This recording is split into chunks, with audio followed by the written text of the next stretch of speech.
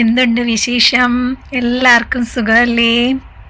ഇന്ന് ഒരു കടലക്കറിയുടെ റെസിപ്പിയാണ് കേട്ടോ. ഉള്ളിയൊന്നും വഴറ്റാതെ തന്നെ വളരെ എളുപ്പത്തിൽ ഒരു കടലക്കറി എങ്ങനെ ഉണ്ടാക്കിയെടുക്കാം എന്ന് ഇന്നത്തെ വീഡിയോയിൽ കൂടി കണ്ടാലോ?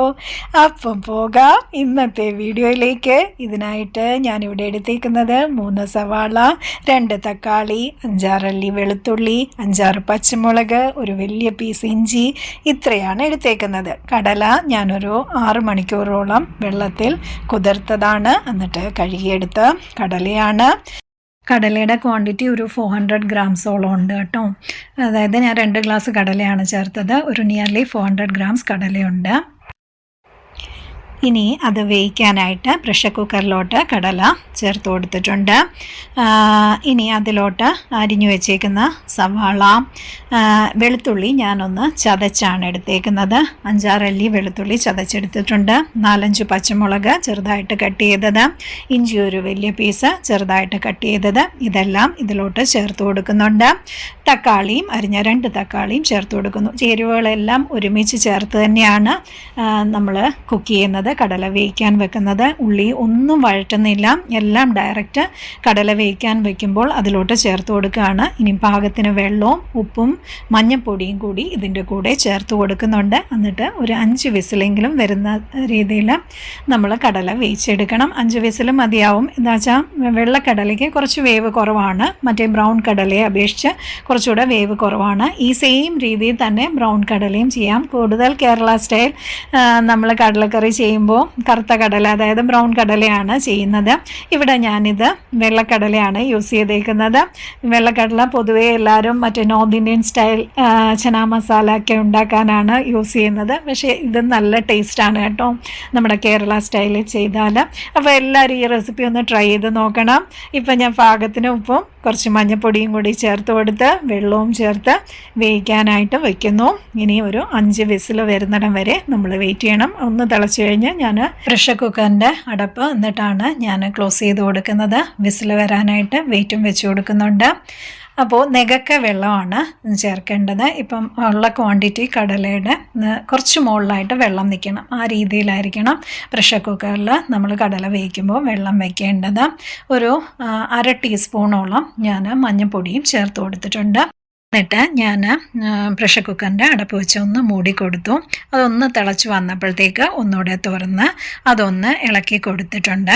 ഇനി ഞാൻ അതിലോട്ട് ഒരു ടീസ്പൂണോളം നമ്മുടെ ഗരം മസാലയും കൂടെ ചേർത്ത് കൊടുക്കുന്നുണ്ട് കേട്ടോ.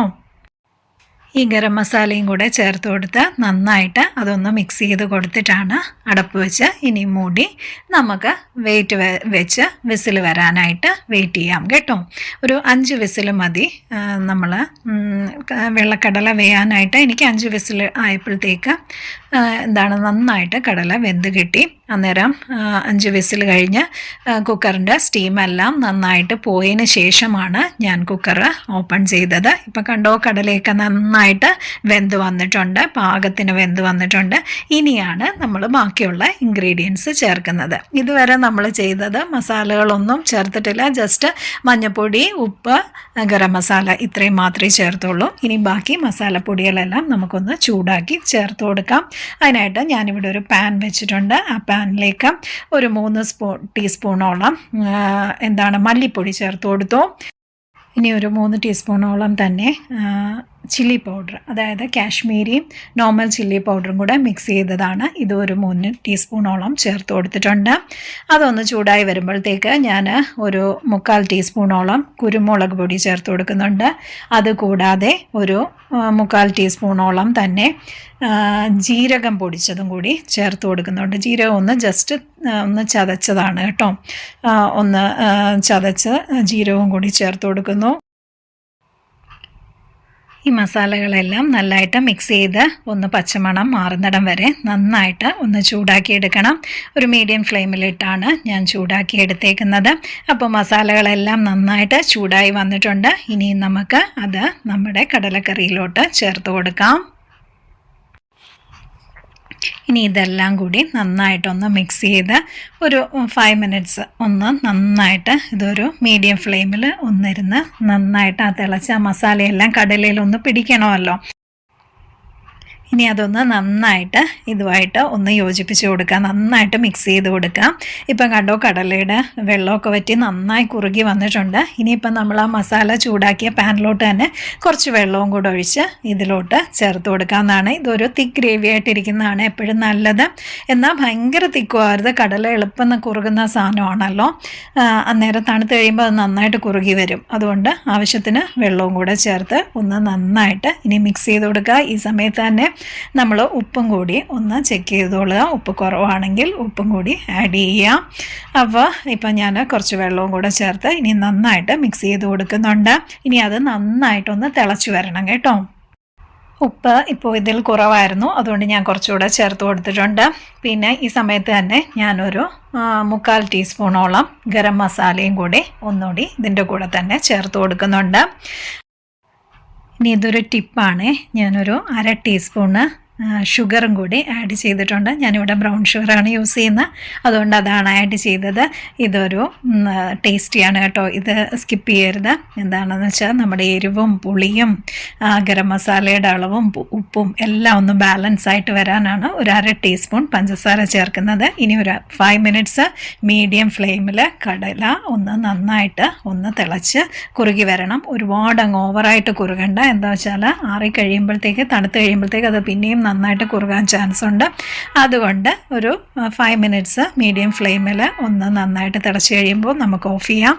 ഇനിയാണ് ഫൈനൽ പ്രോസസ്സ്. ഇതും കൂടി കഴിഞ്ഞാൽ നമ്മുടെ അടിപൊളി ടേസ്റ്റിലുള്ള കടലക്കറി റെഡിയാവും. ഞാനൊരു പാൻ ചൂടാക്കാൻ വെച്ചിട്ടുണ്ട്. അതിലോട്ട് ഒരു 3 ടേബിൾ സ്പൂൺ വെളിച്ചെണ്ണ ഒഴിച്ചു കൊടുത്തിട്ടുണ്ട്. ആ വെളിച്ചെണ്ണ ഒന്ന് ചൂടായി വരുമ്പോഴത്തേക്ക് അതിലോട്ട് കടുക്, ജീരകം ഇത് ചേർത്ത് കൊടുക്കാം.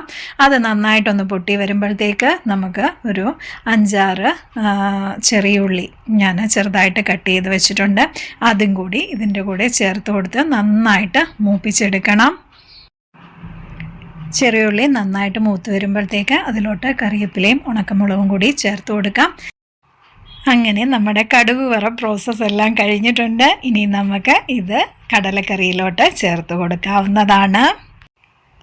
അപ്പോൾ കടുക് വറയൊക്കെ ചെയ്ത് കടലക്കറിയിലോട്ട് ചേർത്ത് കൊടുത്തിട്ടുണ്ട്.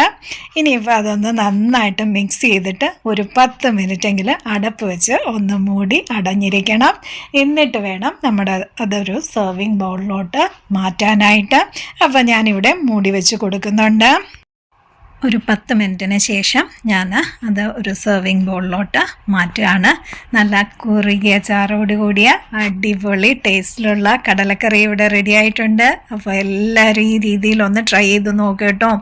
ഇതുവരെ ആരും ലൈക്ക് ചെയ്തിട്ടുണ്ടാവില്ല, എല്ലാവരും ഒന്ന് ലൈക്കും കൂടി ചെയ്യൂ. ഈ വീഡിയോ ഇഷ്ടപ്പെട്ടാൽ നിങ്ങളുടെ ഫ്രണ്ട്സിനും കൂടെ ഷെയർ ചെയ്യുക.